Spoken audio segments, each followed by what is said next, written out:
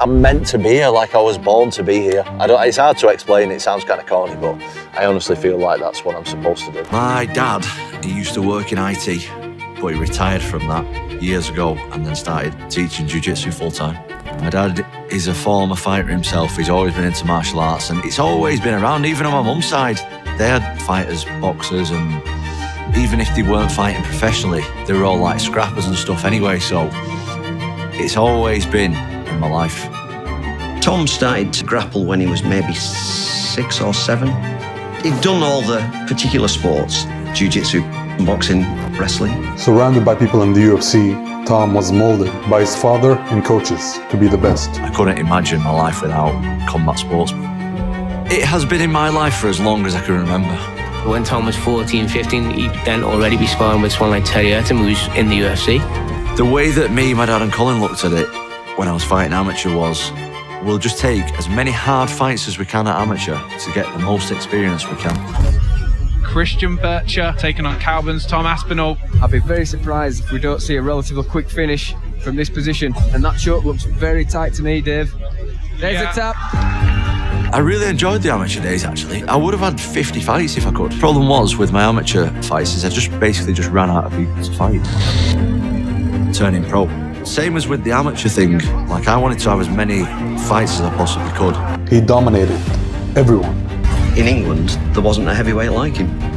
It was about 2015 where opponent after opponent just pulled out. It was very rough for me with MMA, to be honest. I had a child, and then we found out that we were having twins. I wasn't getting no regular fights, and people were like, what are you gonna do? Like, how are you gonna provide for your family? I was training all the time. I was struggling to get opponents though, and the fights just weren't coming through, and that was probably the toughest time of my whole career. So in 2.5 years before Tom could get an opponent, we'd be sitting in venues for an opponent not to turn up. So a lot of people would have thought, okay, fair enough, he's had a good go, he needs to go and earn money, support his family. But he trusted and he believed because we knew where we wanted to go and how we were going to get there. He was giving up MMA, packing in altogether, and I thought, Tom can make it to the top.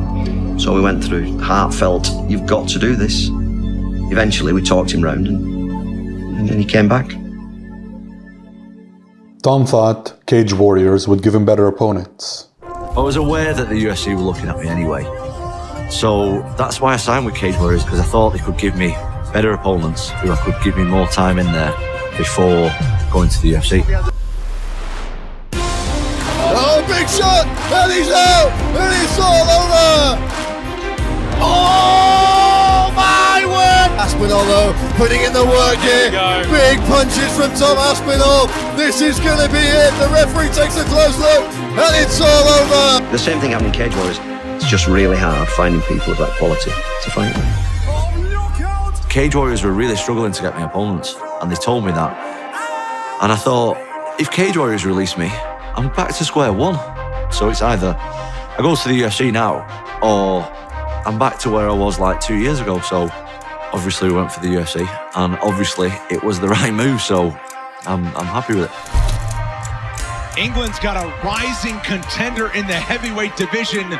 The new wave, the next generation is Tom Aspinall. The close people around me and myself, like, we all had a strong belief that this is what I'm going to do and it's going to work. And without that belief, I wouldn't have done it.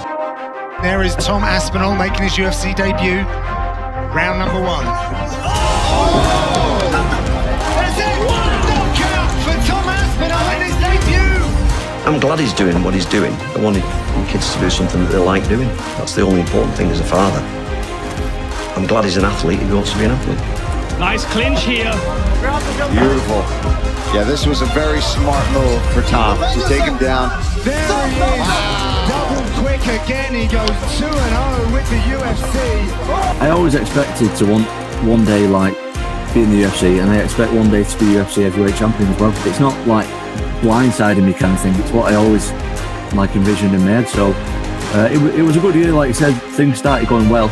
So we went to the weigh-ins in Manchester, and I must have been at this time 14 years old or something like that. We got there, it was absolutely packed, Andrei Arlovski walked on the scales, and he had the no t-shirt on, and he was ripped, and he was big, and and he had the fangs in, I think, and he had the long hair as well. And I remember he put his arm up when he stepped on the scales, and the crowd went absolutely insane. And that was the moment I thought, I want to be that guy. He doesn't intimidate me. Oh, he connected. Look at this. Whoa. This could be it. This is it. It's done. There it is. Look at that. It goes right under the chin. He's a UFC legend, and you beat him like that. I've got a lot to improve on. If I want to be a champion, which I think, I know that I can be, I've got a lot to improve on, man. And, I was hitting him with some clean shots, but because he's took so many shots, he knows how to ride the shots and close the distance so you don't land them clean and all kinds of stuff that I've not really dealt with much before. So, yeah, I'd like to fight someone like him again. He's just focused on his work. He doesn't think about something else. He's looking for the next goal. And that's it. Not like a Francis Ngannou or anything like that. I'm just super, super fast. And these guys don't see the shots, so that's the ones that hurt these guys. He's really fast. Yeah. Oh. This is it. It's over. Still on the rage. Wow. What a moment for the budding heavyweight contender. Wow. Tom Aspinall is the real deal. I am motivated on another level. Like, I've got to kick up the arse more than I've ever had before to go and push myself to the absolute limits, because this is my dream and I ain't letting no one take it away from me. Tom Aspinall.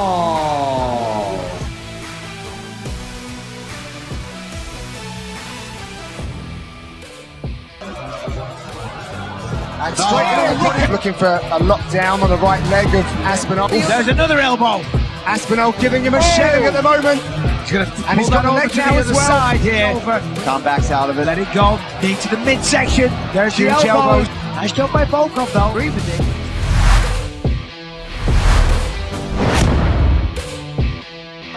Straight arm lock attempt here from Aspinall. He's done it! Listen, people, I've been telling everybody all week, I'm born for this. I'm ready. He just kept winning. Hey Tom, you got performance of the night. I did. Yes. Did I really? Oh, ring your mum.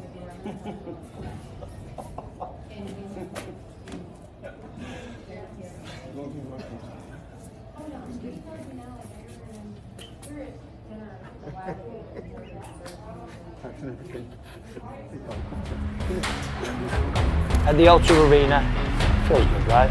Love it. It's been a record-breaking run to 5 wins for Tom Aspinall. Curtis Blades has been around the top 5 longer than most. Can he slow down the Brit tonight?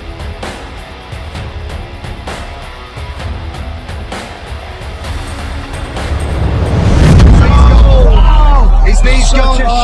What's just happened? What's even just happened? Like, we didn't know what was going on. I kicked him and my knee just locked up completely. I kicked him, my knee locked, and I just couldn't move it. It just, something snapped in there, and then that was it. So people say, like, well, why did you fight with a bad knee? But that bad knee has been bad for years. Mate, I've had that since before I was in the UFC. Yeah. What a tragedy that is. I mean, being injured in general, it's not a good spot to be in. It's quite depressing. It hurts, especially when you have surgery, mate. My leg was all busted up. I couldn't walk. My knee was all swollen up. Oh, that's not a lot of good stuff going on here. And for it to happen in front of, like, literally millions of people on a massive fight, like that was the biggest fight in my career at the time, a massive fight in front of the O2 Arena, home fans and everything, mate, it was some of the most depressing times of my life. Yeah, I'm not even just going to say career. No. I'm so lucky that I've got my dad, because I feel like my dad kind of believed in me before I believed in myself, and he put them thoughts in my head. He's everything for me. Like, he's literally took me to my first ever martial arts session, and he's been at every session since. My 100% trust is in him. Like, if it wasn't for him, I would never have even considered stepping foot in a gym or training. Everything that I've done or will do will be because of him. I was going to ask you about the rehab. What's the rehab being like, lad?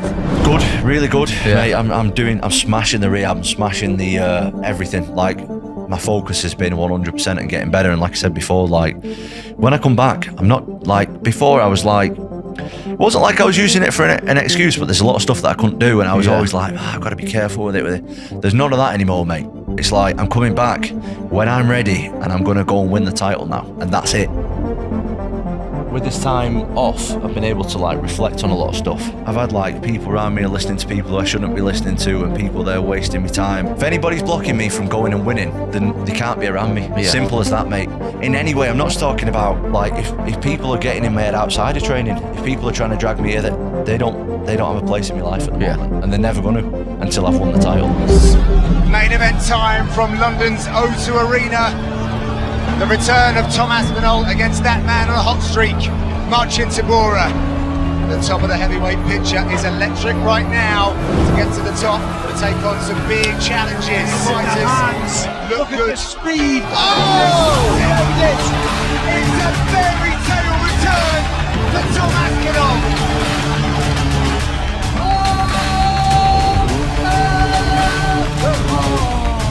So the John Jones and Stipe Miocic fight is cancelled, and they replaced the fight with Tom Aspinall and Sergey Pavlovich. Look at that banner. Look at that advertisement. Tom Aspinall, Sergey Pavlovich. Hollywood has brought us a mystique of the quiet, baby-faced Russian assassin, and here's the guy. Sergey Pavlovich, that motherfucker. That's the Russian Fedor.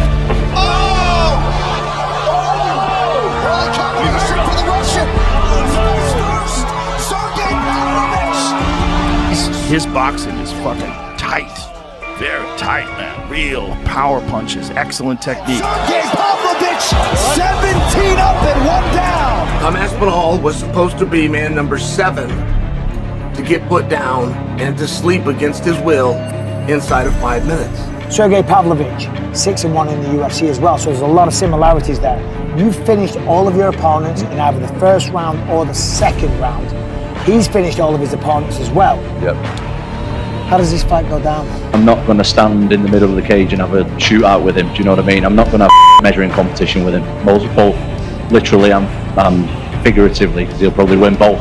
Tom and Sergey are the guys. Get ready. This is going to be like a new version of John Jones and Daniel Cormier. They're going to be rivals. They're probably going to fight again because there's no one better. They are leaps and bounds above everybody else. This fight was supposed to be extremely competitive.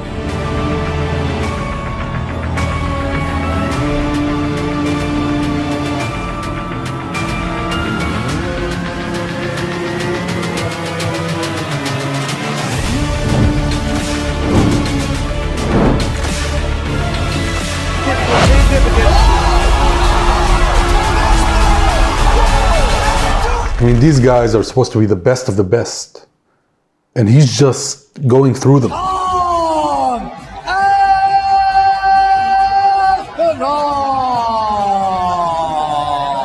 just want to say to everyone at home, listen, if you ever get the chance to do something and you're scared to do it, you should fucking definitely do it, because there's a chance it's going to pay off. This belt is dedicated to my father.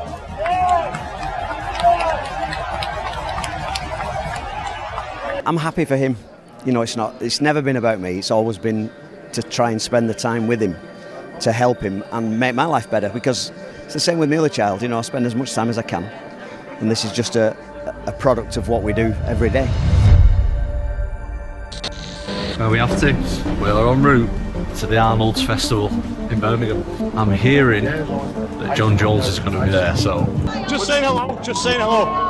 What's going on, man? How are you? I'm all good, man. We're going to do this thing. I would hope so. I would love to, man. I would hope so. Respect, man. All the best. Respect, appreciate it. Nice to meet you, Tom. I would love to have the honour one day. I would love to have the honour. Maybe one day. Hope so, man. All the best. All the best. Obviously, I don't want to sit here slagging off my bosses, but it's not right. It's not right. Like, they can't be fucking 2 heavyweight champions. They can't be. There's one guy, there's one face, one name, and let's find out who that is. No. And we're not stripping John Jones either. You'll get your shot. Just wait. This fight has to happen. clear my throat for this because I never thought we'd see the day where the big bad John Jones, pound for pound, or greatest of all time, officially has ducked Tom Aspinall. Embarrassing, mate. Now, how do I know he's ducked Tom Aspinall? Well, if you're a world champion, your goal is to prove you're the best by fighting the best. If you don't want to fight the best, it's because you don't believe you can beat the best, and therefore, you ain't the best, pal. And you're a fucking duck. You don't have multiple champions in a weight. You have one champion, in my opinion. But John Jones would destroy Tom Aspinall. Look at what he did all those light heavyweights. Oh, really? Well, then why won't he take the fucking fight? Let's look at the tweets. Only 4 recognisable opponents, already the King of England. Must be nice. There will be legendary tales told about you and your infamous call-outs. Bro, that's all we're going to get because you won't take the fucking fight. When you win the interim title, you get the next shot at the champion when he's back available. This is the first time in UFC history where that hasn't happened, for special treatment for you because you want your fucking legacy fight against someone who's been knocked out in his last fight and has only had one fight in the last fucking 4 years by the time you actually get round to fighting him. You win the interim title, you get the title shot. Standard. You've had one fucking heavyweight fight. And your plan is to have one more against an old man who hasn't beaten anyone in the last fucking 4 fucking years and get the fuck out. That's not a heavyweight champion. And you'll never be remembered as the true heavyweight champion if that's your fucking plan. You have to believe stuff like I can beat John Jones. Otherwise, what's the point of doing this sport? You can't just train hard and expect good results. You have to be smart. It's about how you're living outside the gym. It's about how you're living your lifestyle, the people you surround yourself with, your training situation, your training partners, your personal relationships. Everything has to be geared towards your goals.